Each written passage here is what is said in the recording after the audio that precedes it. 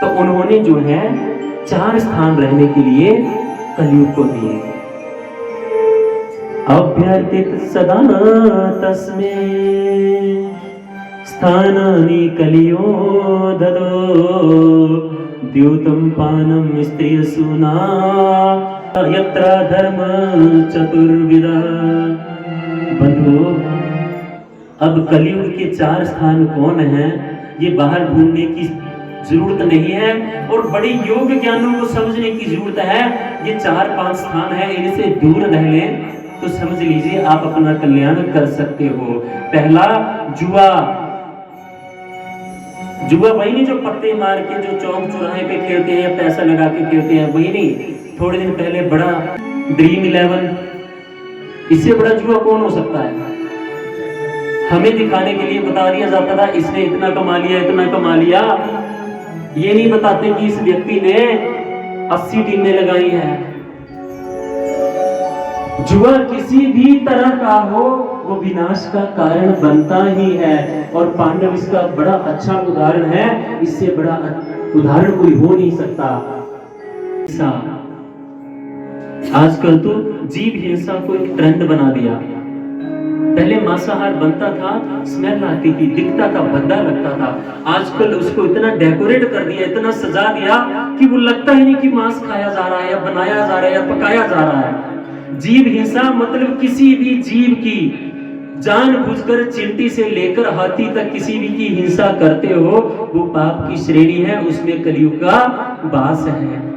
बोलो बंके बिहारी लाल की। यानी व्यभिचार, जहां पर व्यभिचार होता हो, स्त्रियों पर अत्याचार होता हो। बंधुओं, हमारे शास्त्रों ने कहा है यत्र नार्यस्तु पूज्यते तत्र रमन्ते देवता। अब छोटे से एक उदाहरण से बताता हूं। आप शादी से पहले किसी कन्या को देखा कि वो अपने पिता के पैरों को स्पर्श कर रही, उनको माथा टेक रही, कभी देखा आपने? बताइए, कभी देखा? कन्या कभी अपने माता पिता, ताया चाचा चाची किसी के चरण स्पर्श करती है?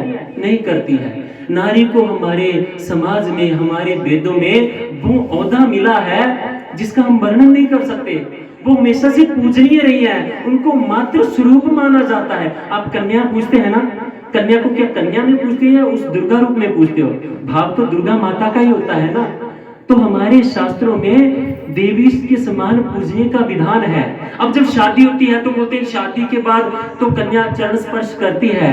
शादी के बाद इसलिए उनको चरण स्पर्श करना पड़ता है क्योंकि वो एक नए सृजन की ओर बढ़ती है और उस सृजन के लिए बड़ों का आशीर्वाद जरूरी होता है। इसलिए शादी के बाद उनको अपने सास ससुर हुए, बड़े हुए, उनका आशीर्वाद, संतों का, ब्राह्मणों का।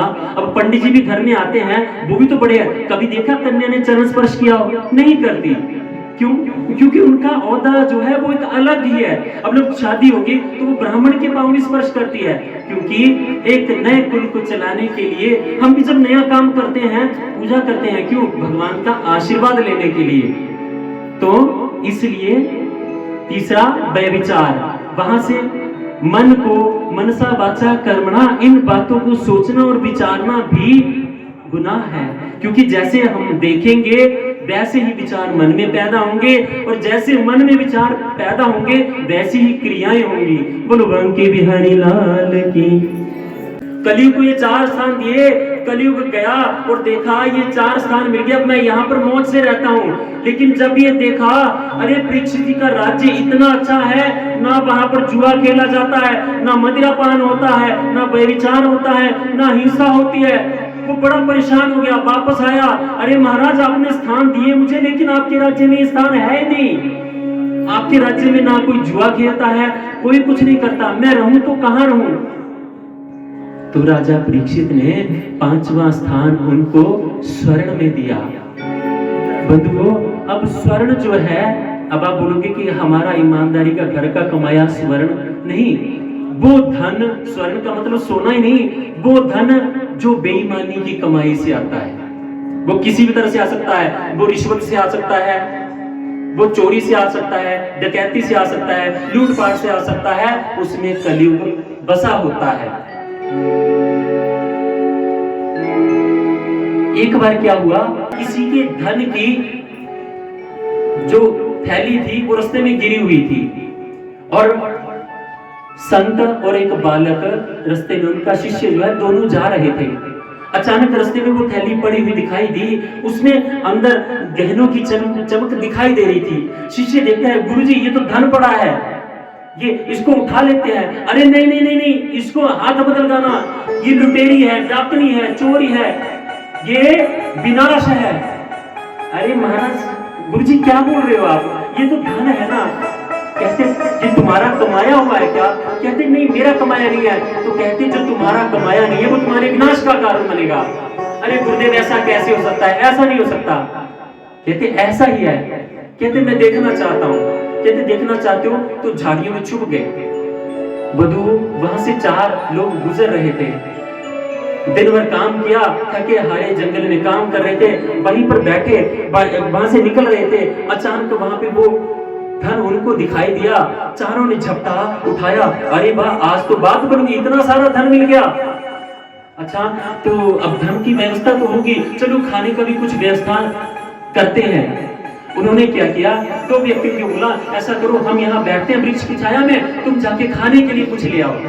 वो खाने में कुछ लाने के लिए चले गए, तो वो दोनों वहां बैठे।